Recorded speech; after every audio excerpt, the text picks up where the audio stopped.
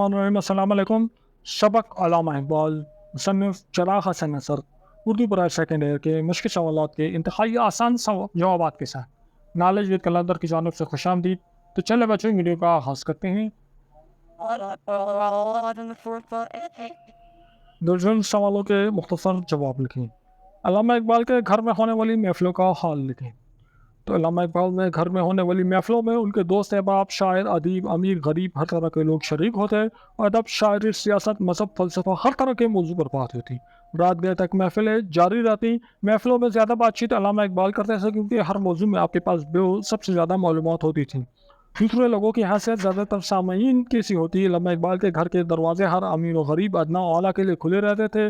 جو بھی آتا کرسی کھینچ کر بیٹھ جاتا وہ اقبال کی باتیں چپ چاپ سنتا رہتا. اگلا سوال. شعر سننے اور سنانے کے معاملے میں یو پی کے شعراء کا کیا طرز عمل ہے؟ تو یو پی کے شعراء اپنے اشعار سننے کا باقاعدہ داد وصول کرنے کا شوق رکھتے ہیں اور یہ چاہتے ہیں کہ دوسرے بھی ہمیں اپنا کلام سنائیں. ہر شاعر داد کا طالب ہوتا ہے.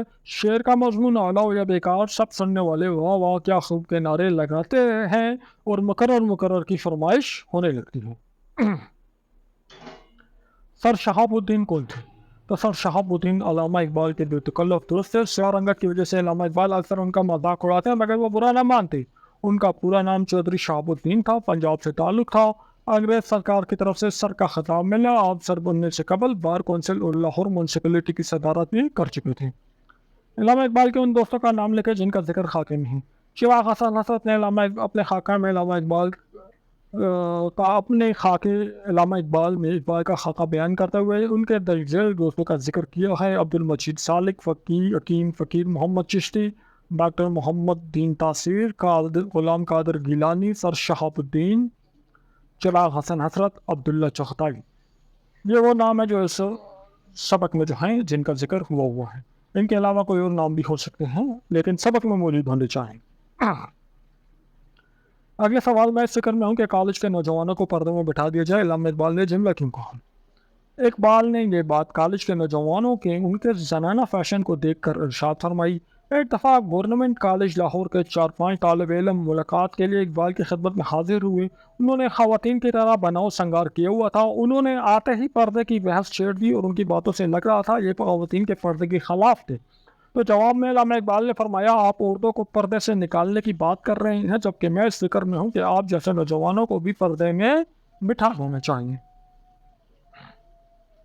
دوسرا سوال اس مضمون میں علامہ اقبال کی زندگی کے جن پہلوؤں پر روشنی ڈالی گئی ہے ان پر ایک تفصیلی نوٹ لکھیں. تو اس مضمون میں علامہ اقبال کی زندگی کے درجیل پہلوؤں کو بیان کیا گیا ہے. علامہ اقبال میکلوڈر روڈ لاہور پر واقع کشادہ لیکن شکستہ حال کوٹھی میں رہتے تھے. آپ کے گھر کے دروازے امیر و غریب کے لیے کھلے رہتے تھے. علامہ اقبال ہمیشہ تہبند اور کرتے میں نظر آتے. البتہ باہر جاتے تو کبھی کوٹ پتلون پہن لیتے, کبھی شیروانی بھی پہنتے تھے. آپ کھانا کم مگر اچھا کھاتے تھے. رات کو اکثر کھانا نہ کھاتے, صرف کشمیری چائے پر اکتفا کرتے. جوانی کے زمانے میں اقبال کا معمول تھا کہ صبح اٹھ کر نماز پڑھتے, قرآن پاک کی تلاوت کرتے, پھر ورزش کرتے. بعد میں ورزش چھوٹ گئی لیکن قرآن پاک کی تلاوت آخر تک جاری رہی. اقبال کی تربیت میں ظرافت بہت تھی. خشک فلسفیانہ مسائل کو لطیفوں بھکتیوں سے ایسا دلچسپ بنا دیتے کہ جی چاہتا پہلو بیٹھ کر ان کی باتیں سنتے رہے. آپ کی زندگی کے معاملات میں خاص ضابطوں کے پابند تھے. گھر کے خرچ کا باقاعدہ حساب رکھتے تھے. آپ کو اپنی بیگم کے انتقال کا بہت صدمہ ہوا. ان کے بعد صحت بگڑتی چلی گئی. آپ نے 21 اپریل 1938 کو وفات پائی اور بادشاہی مسجد کے احاطے میں دفن ہوئی. اگلا سوال ہے خالی جگہ پر کریں.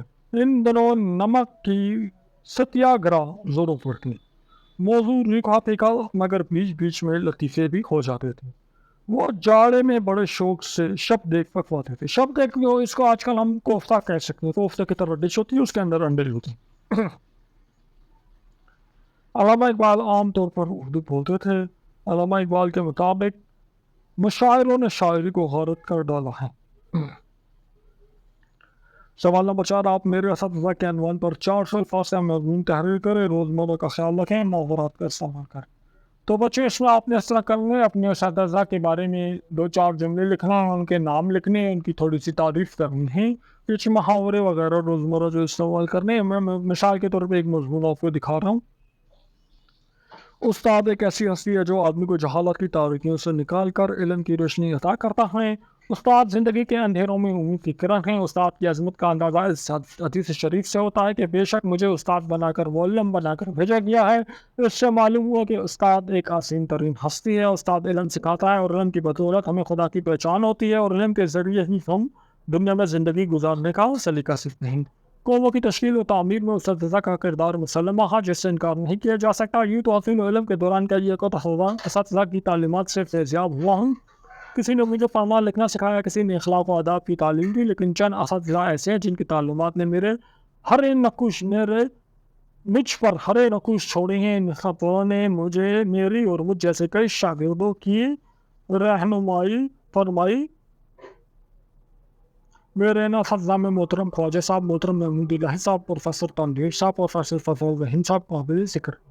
اسکول کے زمانے میں میرا حال یہ تھا کہ اصول تعلیم کی طرف میرا رجحان بالکل نہ تھا، اور میں محنت سے جی چراتا تھا، لیکن اساتذہ نے بڑی شفقت اور توجہ کے ساتھ میری ذہن سازی کی اور مجھے پڑھائی کی طرف مائل کیا۔ یہی وجہ ہے کہ آج میں اپنے اساتذہ کو دعا میں ضرور یاد رکھتا ہوں۔ جب ان اساتذہ سے ملاقات ہوتی ہے تو ان کی راہ میں آنکھیں بچھاتا ہوں۔ میرا اساتذہ نے ہمیشہ بھائی چارے کا درس دیا اور ان کی شمعوں سے محبت کرنا سکھایا۔ انہوں نے اپنے اعلیٰ اخلاق، کردار اور حسن سیرت سے ہمارے دلوں میں مقام پیدا کیا۔ میرا اساتذہ نے دنیاوی تعلیم کے ساتھ میری روحانی تربیت پر بھی بھرپور توجہ دی اور زندگی کے ہر شعبے میں قدم قدم پر میری رہنمائی کی۔ میری دعا ہے کہ اللہ میرے اساتذہ کو لمبی زندگی عطا فرمائے، ان کے علم و عمل میں مزید برکت عطا فرمائے، آمین۔